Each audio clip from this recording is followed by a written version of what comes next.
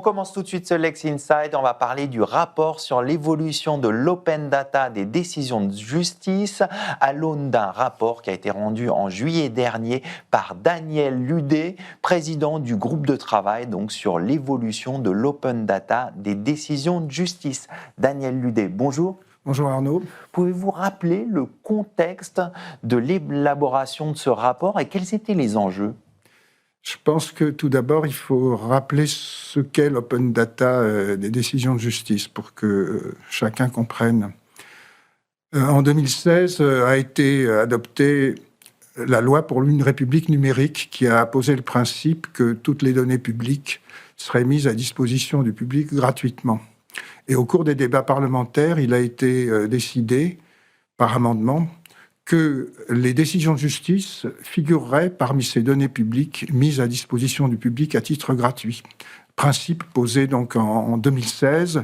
Pour les décisions de justice, le régime a été précisé par une loi de 2019 et les décisions de justice ont commencé à être mises à disposition du public gratuitement, suivant un échéancier, un calendrier qui est loin d'être terminé aujourd'hui, et à partir de 2021. Voilà le principe de l'open data des décisions de justice.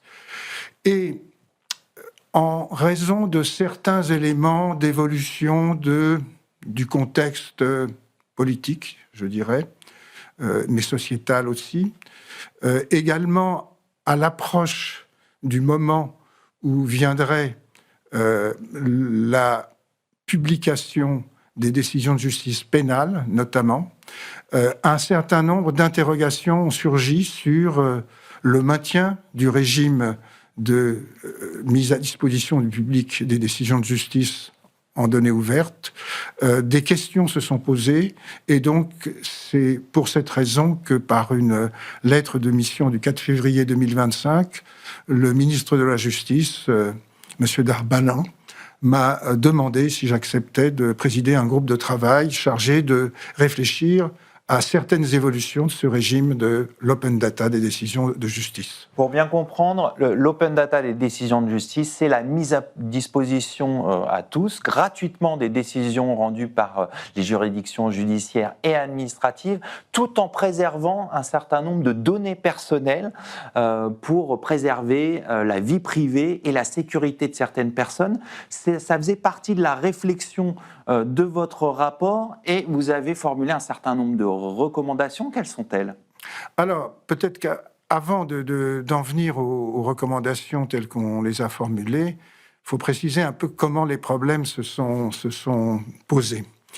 Le point de départ, je crois, qui a motivé en premier lieu la mission, c'est que dans un climat, dans un contexte de critiques de plus en plus vives des décisions de justice, des juges, des magistrats, d'autres professionnels de justice. Je vous rappelle qu'il y a assez peu de temps, sur un réseau social, avait été diffusée une liste d'avocats dont il faudrait s'occuper si un changement politique, un certain changement politique intervenait.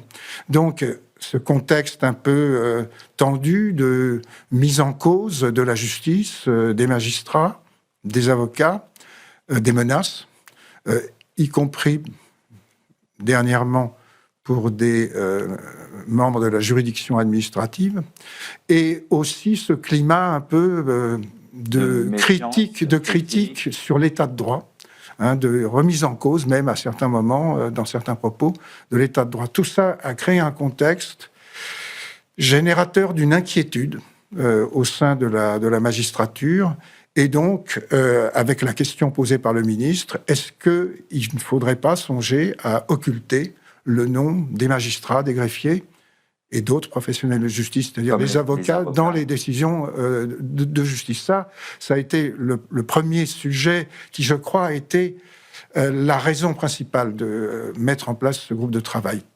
On a ajouté un deuxième sujet qui était lié à l'approche de la date à laquelle seraient diffusées les décisions des tribunaux de commerce.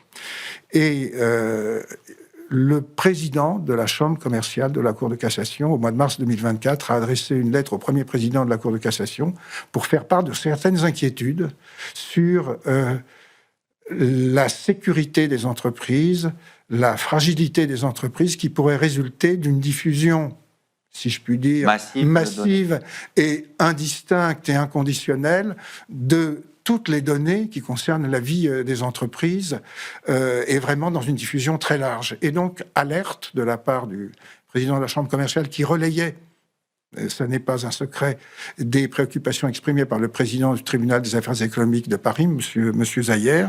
Les auditions auxquelles nous avons procédé, notamment MEDEF, CPME, ont confirmé qu'il y avait cette inquiétude dans les milieux économiques. D'où votre proposition d'occultation du nom des entreprises dans les décisions. Et plus précisément d'ailleurs, quand nous avons précisé comment les textes devraient être modifiés, nous avons parlé de l'occultation de la dénomination sociale des sociétés mentionnées dans la décision de justice. C'est ça le sens de notre proposition. Alors, il y a eu un débat, donc, et d'ailleurs, si vous voulez, je pourrais en dire un mot par rapport aux inquiétudes qui ont été exprimées par les milieux de l'édition.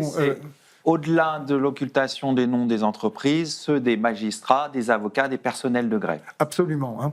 Et donc, sur l'aspect économique que j'évoquais, il y a eu de la part du monde, si je voulais, de l'édition juridique et de la part des Legal Tech aussi, des inquiétudes, c'est-à-dire notamment, il nous a été indiqué que le fait de ne plus pouvoir, connaître le nom des entreprises susciterait des difficultés dans la recherche juridique pour l'activité de ces entreprises, d'où d'autres propositions que nous avons faites pour tenter de répondre aux préoccupations de ces entreprises. Quel type de proposition ? Alors, la proposition, c'est... Alors, nous nous sommes placés, si vous voulez, dans la logique des propositions que nous avons faites sur les autres aspects. Autrement dit, si elles sont suivies, il y aurait dans les décisions de justice qui sont publiées en données ouvertes, il y aurait moins d'informations qu'il n'y en a aujourd'hui sous le régime actuel. Et donc, l'idée, ce serait de mettre en place, pour les besoins de ces entreprises, celles de l'édition, les Legal Tech, pour leurs besoins, de mettre en place un système de mise à disposition de flux, alors c'est notre jargon, flux de décisions intègres ou plus intègres. Qu'est-ce que ça veut dire, intègre ou plus intègre? C'est-à-dire des décisions qui sont indemnes des occultations dont nous venons de parler.